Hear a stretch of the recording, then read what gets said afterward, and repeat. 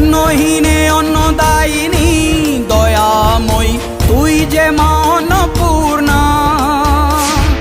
সন্তান স্নেহে তুই মা যেন কল্যাণী সম্পূর্ণা।